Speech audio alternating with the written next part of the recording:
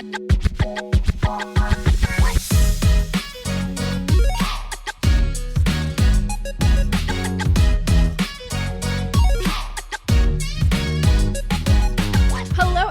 to another episode of How to Homeschool in High School. Today's episode is all about homeschool and freedom. A common misconception when it comes to homeschooling is that it is restrictive, but today we're going to talk about why it isn't and how you can really take advantage of the freedom homeschooling brings. Today I have with me my friend Grace, and we are going to talk about all the ways homeschooling is freeing and how you have experienced it in your life. So can you just give us a little information about yourself and walk us through your homeschooling journey and your family's journey? Yeah, so I have been homeschooling since kindergarten, and I'm a sophomore now. So I've been doing homeschooling for basically all my education. And my mom is my teacher, and then I've got two siblings, so we do a lot of our schooling together, but since I am in a different grade, we do some things together, other things different. Yeah. Alright, so we'll jump into our topic for today, and it is all about homeschooling and freedom, but I wanted to kind of get your opinion on it. Would you say homeschooling is restrictive in any way? I would say homeschooling is not restrictive. I mean, there are some things like socialization and sometimes seeing your friends and such. You may get less opportunities to do that. Yeah.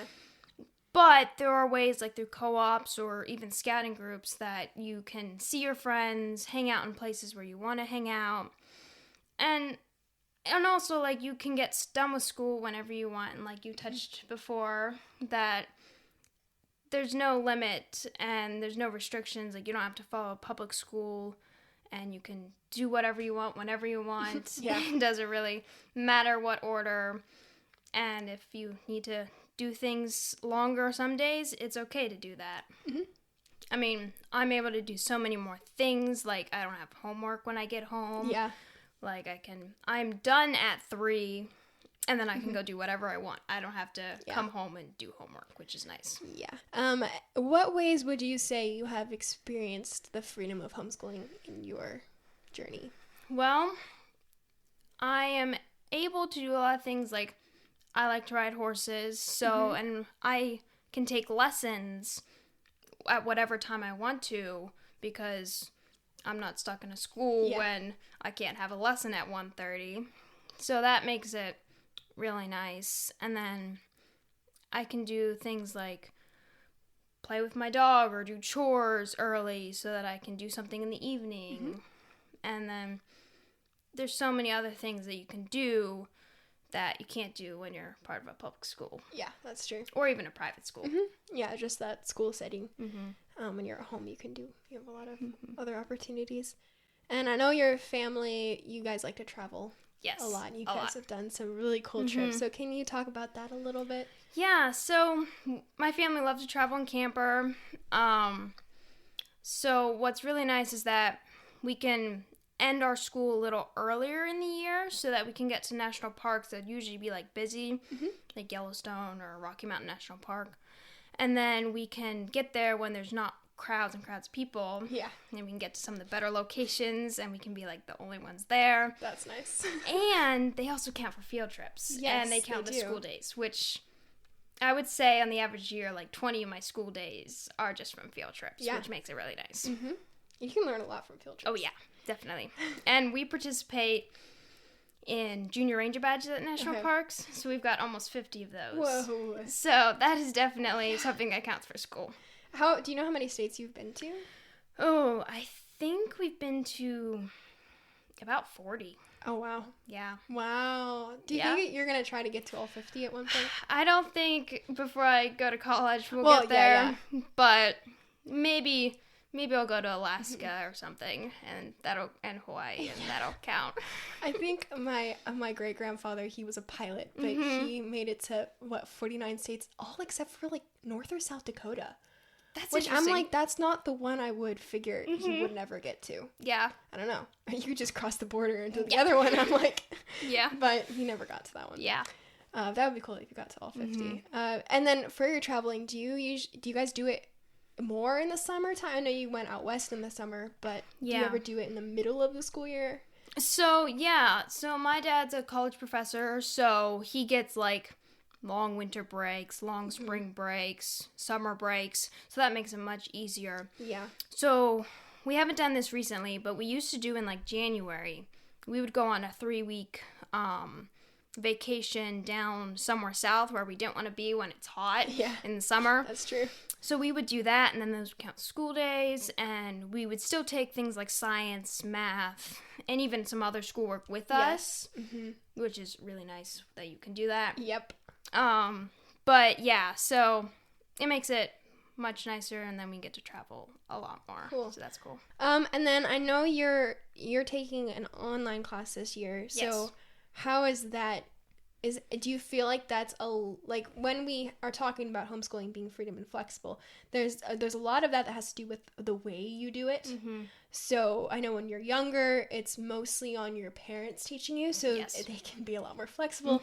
But when you take an online course or something where you're accountable to another person, they can be a little less allowing at times, unless it's a self-paced course. Like we take an online self-paced course for math, so we can take and give and take as much as we want. But how has that been for you this year? Well, the online course definitely makes it harder. So, like, with our January trip that we would take for 3 weeks, would not be able to go on a trip and do that just because we usually don't have Wi-Fi in these places, or my mama has to work and we can't have 2 computers running on Wi-Fi. So, this definitely makes it harder. But then again, like, I'm taking a Spanish class, and my parents cannot teach me Spanish. So I'm able to get a better Spanish education than reading it out of a book. That's true. Yeah, especially with languages. It's nice you have communication and everything. Just for fun, do you have a favorite story from your traveling? Oh. I know I kind of put you on the spot. Yeah, there's a lot of those. Or a favorite place you've been. Well, favorite place last summer. Oh, wait, no, 2 summers ago. Okay. We went to Rocky Mountain National Park in a big 5-week West trip. Yeah. That was probably my favorite national park because I want to study birds. There were a lot of birds there.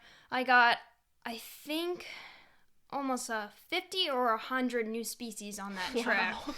So new birding lifers. So that was pretty cool. Yeah. But another place that my family calls it our happy place is Jekyll Island, Georgia. Okay. That's a definite one that we can go after we see our family in South Carolina. We can just go down there for a couple days, spend some time on the beach. Yeah. Highly recommend going to pretty Jekyll down Island. there. Oh, yeah.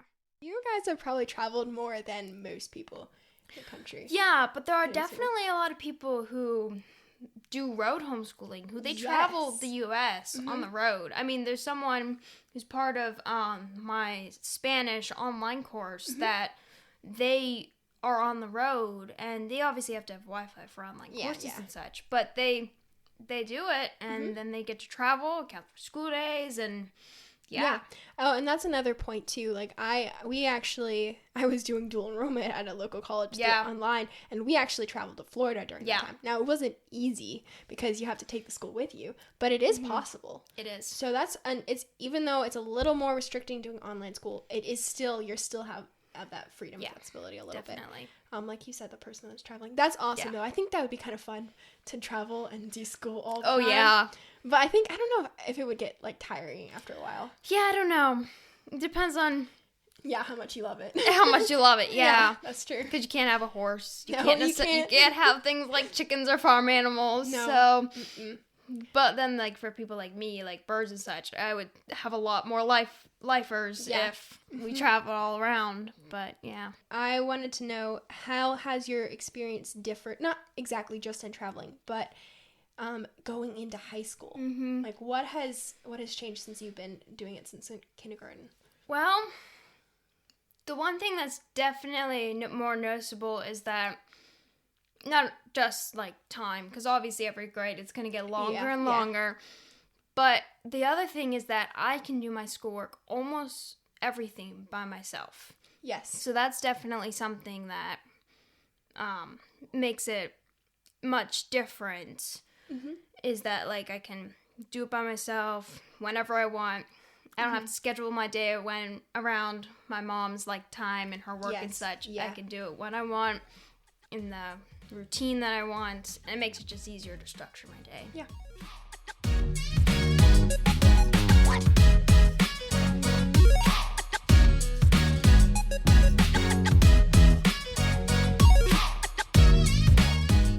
So I don't know if you thought about your story, if you have one. Have one. Doesn't have to do with education exactly. That's okay. Well, so I can't remember the name of the national park, but we, like I said, we like do junior ranger badges. Yeah. And it must have been a national park or national site or something that was not very popular, because there was this one ranger who, we were there and we just gotten our junior rangers badges, and she tried to show us every little tiny piece of history of that place. Like, we couldn't go off and just enjoy the property or enjoy the house and read at our own pace. Like, she just kept on, like, throwing facts at us and such. Yeah. It was so funny. And we always, like, refer back to that, like, that ranger was the total opposite of that ranger at whatever national park it was and such. So that was definitely a funny one. She just wanted someone to hear everything about it. She was just so excited that we were actually interested in the park. And she was like, oh my goodness, this is amazing. All right, so that is it for our episode on freedom and homeschooling. And like I like to do, this is our second episode of doing this, we're going to answer a commonly asked question about homeschooling. And because I have a guest today, we get to discuss it. And you actually mentioned this at the beginning of the episode, so I'm going to bring it up again. Okay. Socialization. Yeah. How do you get socialized when you're homeschooled? Yeah, so we do a lot through American Heritage Girls. That is where all my friends are through. Like, I don't know anyone else except for through American Heritage Girls. But that also creates, like, because I'm, like, with them every meeting and such, it creates more of a bond also, too. And then you get to know them better than, like, every year you, like, change, and sometimes your friends are in your classes, other years they're not. Yeah. But I would say, like, I definitely miss, like, I went to a Christian academy for, like, 3 months. I definitely enjoyed seeing people every day. Yeah. So if you're a very social person, it might be hard to adjust to that. Yeah. But there's so many, like, internet platforms and such that you can, like, text your friends or something. And if you really need to, like, you need to ask a question or something. I know I ask Nadine questions all the time about things like Spanish and science, so it makes things easier. Yeah.